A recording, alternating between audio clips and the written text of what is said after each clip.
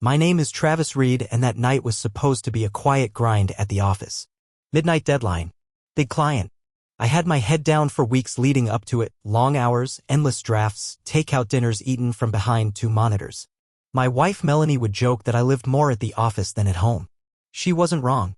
But everything went sideways before the night even hit its stride. At 9:42 p.m. I was called into a corner office, not mine. The managing partner sat across from me, his expression a blend of discomfort and performance. There was a printed packet on the desk. He cleared his throat like he was reading a eulogy. I was being let go. Nothing personal, Travis. Just restructuring. Realignment. Some seniority shifts. It's not a reflection of your work. I didn't say much, I think I just nodded. Picked up the envelope. My desk was already boxed up for me. They handed me a corporate-branded water bottle like a consolation prize on the way out. The drive home was a blur. No music. No destination beyond the vague pull of familiarity. I thought about calling Melanie. Just to say, I'm coming home early. But I didn't. I told myself I needed a minute to clear my head before I said it out loud. Maybe I just didn't want her to hear the cracks in my voice. I pulled into our garage just before 10:30. The street was still. The apartment windows glowed softly from the units above us except for ours. Ours was dark. Inside, the air felt off. Too quiet. Our hallway light, usually left on for late nights like this, was off. But down the corridor, the bedroom door was half open, casting a yellow halo of light onto the floorboards. That's when I heard it, a laugh. A man's laugh. I froze. It wasn't a long laugh, not loud either, just a short, deep chuckle, the kind that sounds like it came after something flirtatious. Familiar. My brain tried to rewrite the sound in real time. Maybe it was the TV. Maybe she left something playing. But no, the laugh came again, followed by the unmistakable sound of movement. Footsteps. A whisper. Something primal snapped inside me. I dropped my keys on the console and stepped toward the bedroom. And there they were. Melanie, sitting at the edge of the bed in a short silk robe, dark red, something I didn't recognize, with her hair damp and skin flushed like she'd just stepped out of a steamy shower. Her legs crossed, one hand perched on the edge of the mattress like she was posing. And him, a man near the window, hastily buttoning his dress shirt, eyes darting between me and the door like he was measuring the distance. I remember blinking hard, like maybe if I looked again the whole scene would morph into something logical. Like he'd vanish. Like I had misheard the laugh, misread the robe, misjudged the way Melanie's cheeks were a little too flushed for just a shower. Instead, she stood up calmly. No panic. No guilt. Her voice was smooth, controlled. Travis, she said, like nothing was wrong. This is Kevin. From work. Kevin gave me a stiff nod, still fumbling with the second-to-top button on his shirt. He stopped by to drop off a file I left at the office. I just got out of the shower. He was waiting by the door. I told him to hang tight for a minute. She smiled, small, unbothered, as if she was explaining why there were muddy shoes in the entryway. Not a man standing in our bedroom. Kevin cleared his throat and held up a manila folder. Just this. It was urgent, so, yeah. Sorry if this is awkward. Awkward? I didn't even know what to say. My mind was already 10 steps ahead, imagining how that robe ended up on her. What else had happened? Why he looked like he had been fully dressed a few minutes ago, but now his shirt was half wrinkled and misaligned. Appreciate it, I said automatically, my voice flat, robotic. Thanks for dropping it off. And just like that he left. The door closed behind him, and for a moment, all I could hear was the blood pulsing in my ears. Melanie didn't move. She stood there, arms loosely at her sides, head tilted slightly. Studying me. I stared at her, waiting for her to crack, to stumble over her story, to show me something real. But she didn't flinch. You okay? She asked, like I was the one acting strange. You're home early. I got laid off, I muttered, not even sure why I said it right then. Oh, she said softly, stepping closer. I'm sorry. She touched my arm, her hand cool, fingers light. That same touch used to be grounding. But right then it felt foreign. Like I was being comforted by a stranger. I should have called, I added, though I wasn't sure why. I was still trying to explain myself. Didn't know how to say it. Just needed to see you. Of course, she said. I'm here. And in that moment I wanted to believe her. I wanted to bury the image of Kevin and that half-buttoned shirt and the robe I'd never seen and the way she didn't even blink when I walked in. I told myself it made sense, that maybe it really was just a document drop, maybe she did just step out of the shower. Maybe the robe was new and she wanted to feel comfortable while waiting for me. Maybe Kevin really had stood awkwardly at the front door and the laughter was just a coincidence, an old joke from the office that hit at the wrong time. But I knew better. Somewhere deeper, past all the noise, past the part of me that still wanted to believe in the woman I'd married, I knew. Still, I let it slide. I let her kiss my cheek and ask me how I was feeling. I let her hand me a glass of wine and sit next to me on the couch like nothing had happened. I didn't press. I didn't accuse. I just swallowed the truth like a bitter pill.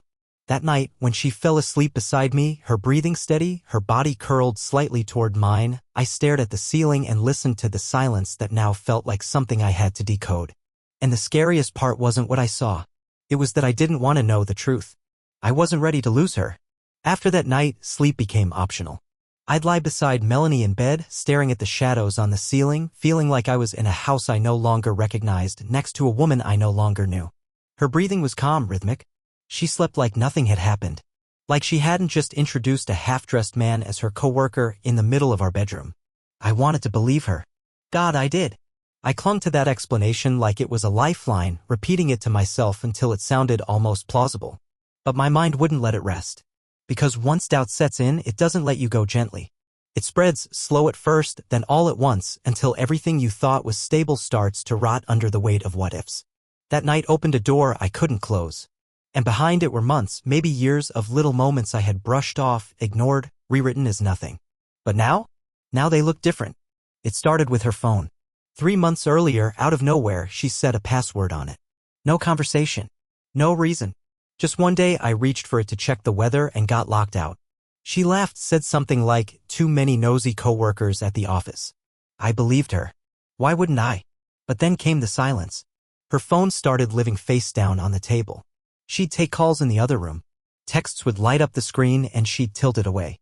When I'd ask who it was, she'd answer with a shrug or a vague, just work stuff. And the yoga. Melanie used to go twice a week. Tuesdays and Thursdays. Normal enough. But lately it had become 4 times a week, sometimes 5, and the sessions suddenly ran till 11 p.m. or later. I remember one night she came home close to midnight, hair wet, cheeks flushed, and when I asked how class was, she said it was invigorating. That word stuck with me. It didn't sound like her. Then there was that time at the cafe. A couple of months back, I was driving home from a meeting and stopped at this wine bar to pick up a bottle for dinner. It was one of those trendy spots near downtown, low lighting, expensive bottles, definitely not the kind of place you go to charge your phone. But that's what Melanie claimed she was doing when I saw her there. She was sitting at a two-top near the window, a glass of red in front of her, her posture stiff the second she spotted me walking by. I hadn't planned to go in, I just saw her through the glass, eyes flicking up from her phone, then darting away. No one else was in the frame, but something about her expression made my stomach turn. That night, when I asked her about it, she didn't miss a beat. "Oh," she said, "yeah, my battery died and I needed a charger. I just popped in to plug it in and get a drink." I asked who she was with. She said no one. Just needed a break. I let it go. But after the Kevin incident, all these little pieces started sliding into place like a puzzle I didn't want to finish. There was also her sick aunt. Melanie had an aunt she was supposedly close to. Dottie. I'd only met her once at a Christmas thing. Sweet woman, lived out in the suburbs, smoked too much, always wore giant earrings. Melanie said she was sick last winter, some respiratory issue. She started visiting her more often, overnight stays even. It felt strange, but I didn't question it. I figured family was family. But about 2 weeks after the night with Kevin, I ran into Melanie's cousin at the grocery store. I made some small talk and asked how Dottie was doing. He blinked and said, "Oh, Aunt Dot passed away last year, didn't she?" I nodded slowly, pretending I'd forgotten. But I hadn't. Melanie had told me she was visiting Dottie just 3 weeks earlier. That drive home was quiet. Just me and my thoughts and that low simmer of something building inside me. Not quite rage. Not yet. More like this deep, nauseating sense that I'd been the butt of a joke I didn't understand. Then there were the changes in her physical ones. She cut her hair shorter. Switched shampoos. Started buying new clothes, not practical stuff, but lace and silk and heels that stayed in their boxes. She'd say it was for work events, client mixers. I didn't question it. I used to like seeing her dress up. But lately, she wouldn't let me see her leave. She'd already be gone before I woke up and back after I was in bed. She even changed her perfume. The old one, vanilla and sandalwood, disappeared overnight. Replaced with something sharper, floral, more aggressive. I once kissed her neck as she walked out the door and tasted something bitter beneath it. Something unfamiliar. It was like she was turning into someone else. Then there was the lingerie. One weekend while she was out, I went to grab a towel from the laundry basket and saw a receipt crumpled in the corner. A boutique, not a chain. Not the kind you buy gifts at. The kind with mannequins posed in ways that make you uncomfortable when you walk by. The total was almost $300. 2 sets. One black, one red. I'd never seen her wear either. And that was the thing, she wasn't wearing them for me. I kept trying to push it all aside to tell myself I was being paranoid. That people grow, change. That maybe she was just going through something, a phase, a need for space, independence. But then came the distance. Her texts were shorter. Her voice on the phone felt clipped, like she was always half distracted. When I touched her, even just a hand on her back while we passed in the kitchen, she'd tense. Pull away. Smile, but only with her mouth. Her eyes had this fog behind them. Not cold. Not cruel. Just gone. Like she was already somewhere else with someone else. Like she was just waiting for me to say the words first so she wouldn't have to. I started watching her more closely. Not in a creepy way, at least I hope not, but with that quiet, careful attention you give to something that might slip through your fingers. I noticed how she'd linger on her phone after getting a text, reading and rereading before responding. How she'd laugh at messages she wouldn't explain. How she'd lock her phone the moment I came into the room. There was even one night I came home early and saw her jump when I opened the door. She quickly minimized something on her laptop and smiled like I'd caught her doing nothing. But I saw the window, a video chat. She said it was a Zoom meeting with her friend Kara. But Kara had moved to Oregon 6 months ago and worked night shifts. Nothing lined up anymore. And maybe the worst part was realizing how many chances I gave her to tell me the truth. How often I laid the truth at her feet and she just stepped over it. I remember one night in particular. We were lying in bed, back to back, the air between us thick with silence. I turned and asked, "Is there anything you want to talk about?" She didn't even hesitate. Just said no. Why? No reason, I replied. But there was a reason. There were 100 of them. And each one chipped away at the picture I had of us, the life I thought we'd built. It wasn't a sudden collapse. It was slow erosion. Tiny cracks hidden under paint. Until one day, the whole thing just buckled. After Kevin, I stopped asking. I stopped hoping. I started watching. And waiting. Because deep down, I already knew. She wasn't mine anymore. She just hadn't said it out loud yet. 3 weeks after the night with Kevin, things had settled into this strange, muted rhythm, a kind of artificial peace. Melanie and I didn't fight. We didn't talk much either. It was like we were acting in a play where the goal was to look normal from the outside. I got up, made coffee, read the news. She joined me halfway through my first cup, phone already in hand, commenting on the weather or some work deadline. Then we'd go our separate ways. Her to her office. Me to the job I no longer had but pretended to, spending my days job hunting in coffee shops and parking lots. We shared a bed, but not warmth. Shared meals, but not real conversation. Everything was just maintenance. A holding pattern. I told myself maybe she felt guilty. Maybe she had come to her senses. Maybe she was trying to quietly write things without ever having to confess. But that story, like every other one I told myself lately, fell apart the second real life touched it. And then one day I borrowed her car. Mine was in the shop, some issue with the radiator, and she offered her keys without hesitation. That surprised me. I expected at least a pause, a glance, a protest about her schedule. But she handed them over, said, "Take mine," and turned back to the mirror like nothing was unusual. That morning, I climbed into the driver's seat and hit the ignition. Her car had one of those smart Bluetooth systems that connects instantly to the last paired device. The screen flickered, music started, and then paused mid-beat. A notification popped up. Unsent voice message, Kevin. It hung there on the dash like a glowing red flag. I stared at it for a moment, my hand frozen over the steering wheel. I didn't want to press it. I didn't want confirmation, but my thumb moved on its own. I tapped play. His voice came through instantly. Warm. Familiar. Too familiar. "Hey, I just wanted to say last weekend in Orlando was, I don't know, incredible. The way you laughed when we were in the pool, I keep hearing it in my head. I can't stop smiling. I don't even care that we got caught in the rain walking back to the room.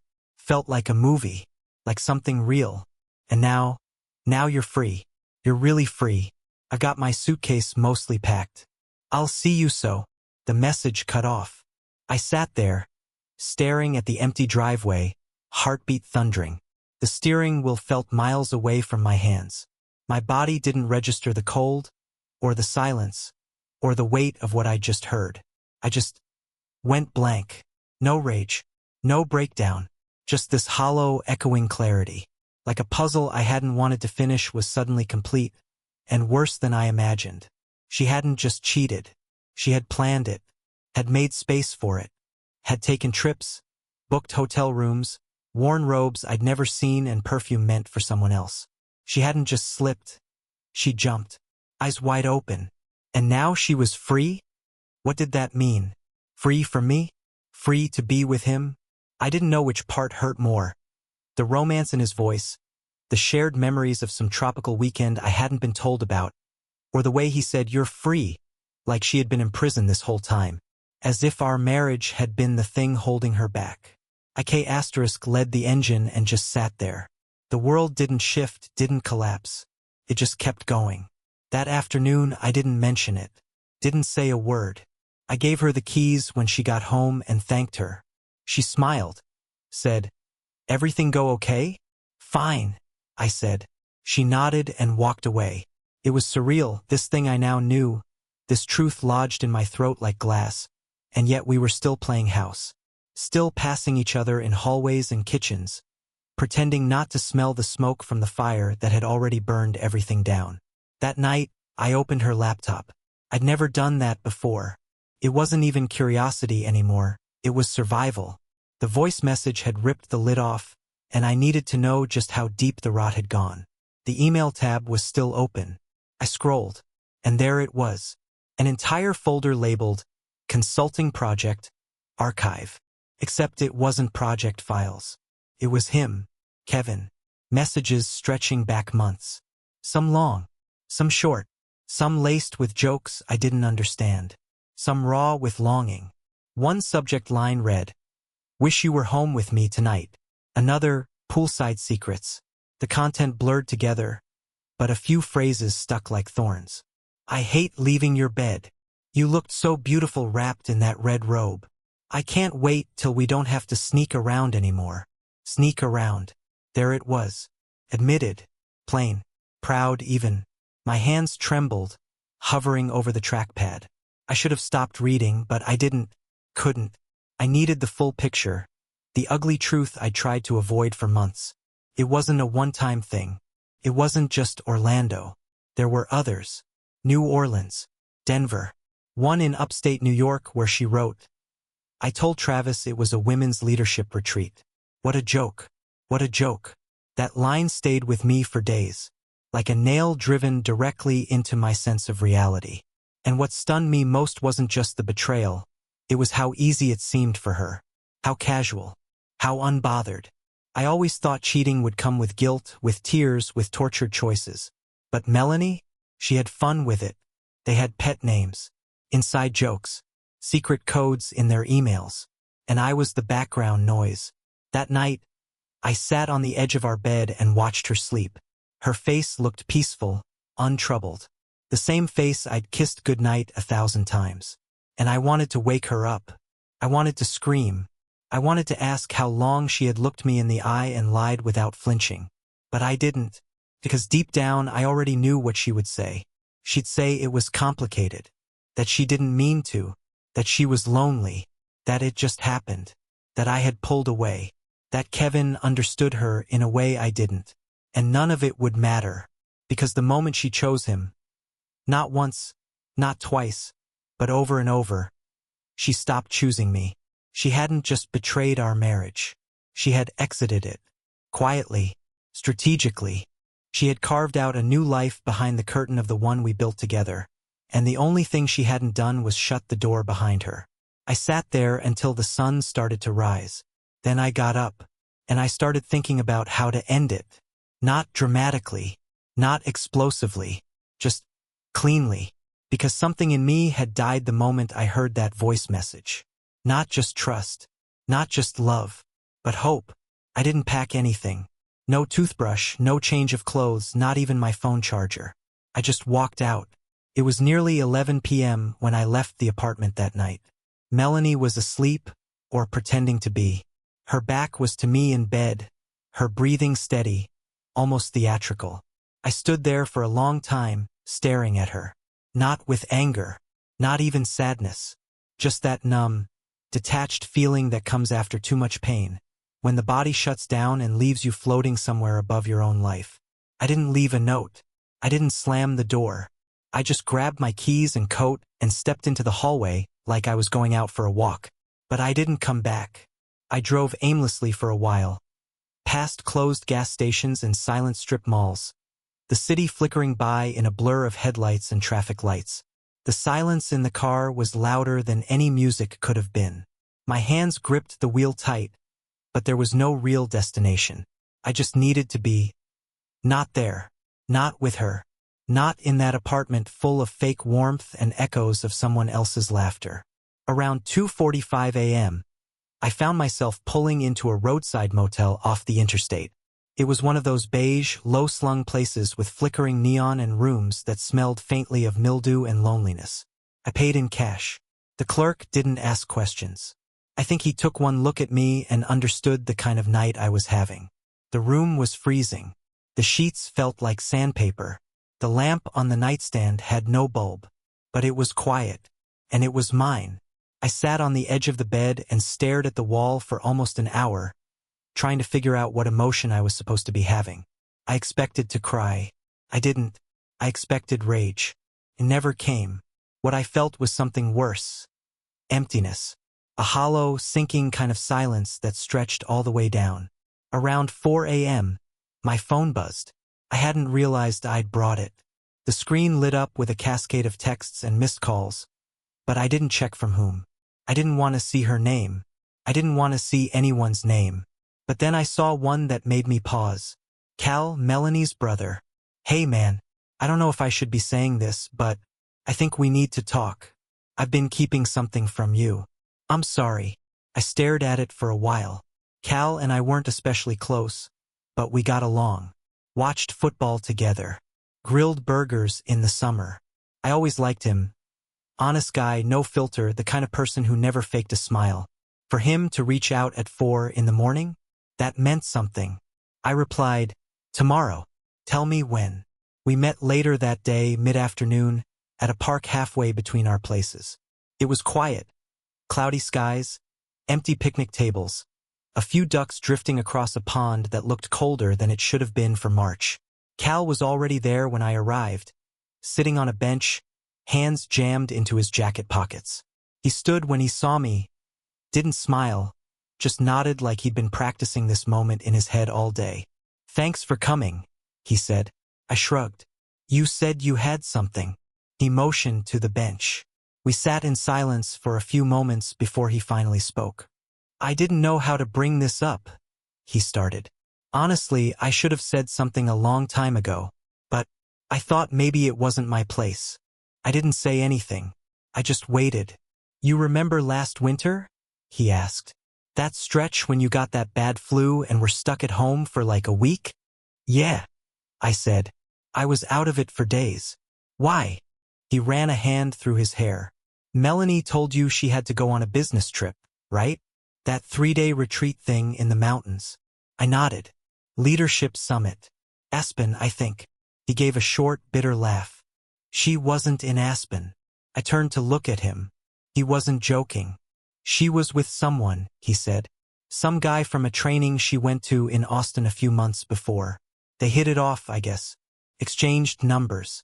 She told me about it one night after a few drinks. She said it felt like something out of a movie, that it was the first time she'd felt free in years. Her words, not mine. I felt the world tilt a little under me. I didn't know what to do, Cal said. She swore it was a one-time thing, said she regretted it. I figured, maybe it was just a stupid mistake. Maybe telling you would have done more harm than good. But then, he trailed off. But then Kevin happened. I finished for him. He nodded. I'm sorry, Travis. I really am. You didn't deserve this. You deserved to know. I didn't speak for a while. My thoughts were running in too many directions. Pieces were connecting that I hadn't even known were loose. That trip. The way she came back glowing. How she suddenly got into hiking after that. The bracelet I found in her suitcase that she said was a gift from the hotel. All lies. All rehearsed. I appreciate you telling me, I said finally. My voice came out flatter than I intended. Seriously? Cal sighed. I wish I'd had the guts to say something sooner. I shook my head. It wouldn't have changed anything. She was already gone. I just didn't want to see it. We sat there a while longer. Ducks quacked at each other in the distance. Somewhere nearby, a kid let out a high-pitched scream of joy. The world, as usual, kept turning. Later that evening, back at the motel, I lay on the lumpy bed and tried to make sense of it all. My wife hadn't just cheated with Kevin. She'd done it before. And not just some one-night stand in a moment of weakness. She'd planned a getaway with another man while I was home, feverish, barely able to sit upright. That one hurt in a different way. It wasn't just betrayal. It was abandonment. It was knowing that when I needed her, truly needed her, she chose someone else's bed over being by mine. And the word that kept echoing in my head was one she'd used, both with Kevin and the guy from the mountains, freedom. That's what she called it. Not an affair. Not a mistake. Freedom.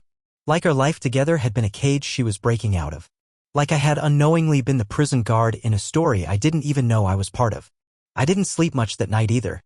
But something inside me shifted. The fog was gone. Whatever was left between us, if anything, wasn't salvageable. I didn't know what would happen next or how it would unfold.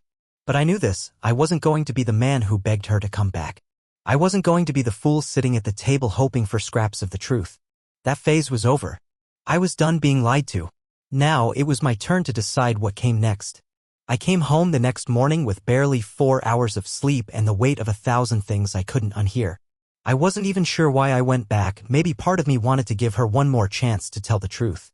Or maybe I just wanted to see how well she'd keep the lie going.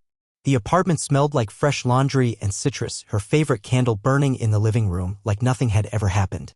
She was standing by the kitchen, already dressed for the day, her hair up in that easy, careless bun she did when she didn't want to try but still somehow looked perfect. "You're back," she said, as if I'd gone out for milk. "Didn't feel like staying in a motel another night," I muttered, walking past her into the kitchen. I poured myself a glass of water I didn't want, just for something to do with my hands. She didn't ask where I'd been. Didn't ask if I was okay. She just nodded and went back to checking her phone. I watched her for a long moment, half expecting her to crack, to blurt it all out, to say, "Okay, I can't keep this up anymore." But she didn't. She looked calm. Focused. Like she was reviewing a schedule, not standing in the middle of a crumbling marriage. That was the moment I realized she wasn't going to tell me. Not about Kevin. Not about the man in the mountains. Not about anything. She'd made peace with her choices. I was the only one still catching up. That day, I got a call I didn't expect. The company I'd interviewed with 2 weeks ago had gone with another candidate. Strong background, they said, but not the right fit. I thanked them for the courtesy and hung up without asking for feedback. It hit me harder than I thought it would. Not because I really wanted the job, but because I'd started to think of it as my escape plan. My proof that I could start over. Rebuild. Now, it just felt like another door closed. I sat in the bedroom for almost an hour, staring at my resume open on my laptop, thinking about how fast everything had unraveled. 1 month ago, I was employed, married, maybe a little too comfortable. Now I was jobless, directionless, and sleeping next to someone who looked like my wife but wasn't anymore. When Melanie came home that evening, I was still in the same spot. She walked into the room slowly, purse in one hand, heels in the other. "You okay?" she asked, setting her things down. "I lost the job," I said. She blinked. "Wait, I thought you already got laid off?" "I mean the new one. The one I was hoping for. It didn't come through." There was a pause. A beat where I hoped for softness, maybe even concern. But all she said was, "Oh, I'm sorry." Then she sat down on the edge of the bed like something had shifted in her. "Actually," she said, "since we're being honest, there's something I should tell you." I turned to her. Not surprised. Just waiting. She didn't look angry. Or sad. Just finished. "I haven't loved you for a long time, Travis," she said, her voice calm. "And I've cheated on you more than once." She didn't cry. Didn't flinch. She just laid it out like a fact. Like the weather. "I didn't want to hurt you. I really didn't. I told myself that if I just kept things together on the outside, you'd be okay. That we'd get through it. But after a while, I stopped pretending. At least internally. My mouth opened, but nothing came out. I changed the beneficiary on the life insurance," she continued. I still focused somewhere over my shoulder. 2 years ago. I didn't tell you because, well, it didn't feel like your business anymore." She looked at me, finally. Not with cruelty. Not with regret. Just detachment. "I transferred my mom's house into my name," she added. "Started going out there on weekends. At first it was to clear my head. Then I started bringing people with me. Kevin wasn't the first, and he probably won't be the last. I felt like I was hearing someone else's life, not mine. Like I'd wandered into the middle of a stranger's confession. And I know that sounds awful, she said, but I need you to understand I stayed because I didn't want to make a mess. You were kind, steady, but I felt like I was disappearing. I stood there, completely still, heart pounding. So what, I asked finally, was I? A roommate? No, she said quietly. You were my past. Kevin was just the final chapter. I sat down, mostly because my legs didn't feel like they could hold me up anymore. You could have just left, I said. I know, she replied. But it felt easier not to. We sat in silence for a long time. Just two people on opposite ends of something that used to be love. The worst part wasn't the cheating. It wasn't even the layers of deception. It was the simplicity of it. The way she'd moved on without me. Quietly. Neatly. As if I were a coat she'd outgrown but hadn't bothered to take off the hook. I thought back to all the little signs, the late nights, the passwords, the perfume, the trips, the emotional distance, and suddenly it all clicked into place. Not as an accident. Not as a lapse in judgment, but as a decision. A series of choices made over time until the only thing left between us was routine and paperwork. Melanie stood, adjusted her blouse, and smoothed the crease in her skirt like she had somewhere else to be.